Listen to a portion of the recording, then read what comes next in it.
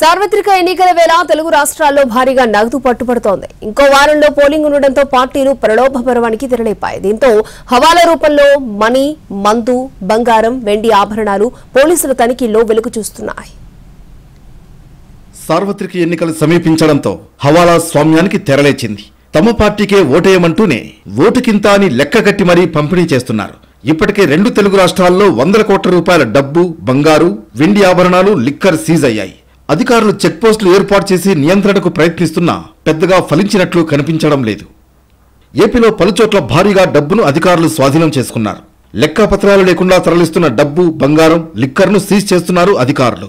అయితే పట్టుకున్న డబ్బు కన్నా అధిక మొత్తం హవాలా రూపంలో ఇప్పటికే పార్టీలకు చేరినట్లు సమాచారం. దీంతో పంపిణీ పర్వాన్ని సాగించనున్నారు అభ్యర్థులు. తెలంగాణలో ఇప్పటికే 100 కోట్ల రూపాయల డబ్బు సీజ్ కాగా ఒక్క హైదరాబాద్లోనే భారీగా డబ్బు పట్టుబడుతోంది. డబ్బుతో పాటు పలుచోట్ల లిక్కర్ బాటిల్స్ ను సీజ్ చేస్తున్నారు అధికారులు. భారీగా డబ్బు, లిక్కర్, బంగారం, వెండి ఆభరణాలు పట్టుబడుతుండటంతో అధికారులు తనిఖీల పర్వాన్ని మరింత ముమ్మరం చేశారు. మరోవైపు జగిత్యాల జిల్లాలో పార్లమెంట్ ఎన్నికల ప్రచారంలో భాగంగా కేసీఆర్ బస్సునాపి అధికారులు తనిఖీలు చేశారు. జగిత్యాల నుంచి నిజామాబాద్ రోడ్ షోకు వెళుతున్న క్రమంలో జగిత్యాల రూరల్ మండలం చెల్గల్ వద్ద బస్సు ఆపి తనిఖీ చేశారు అధికారులు.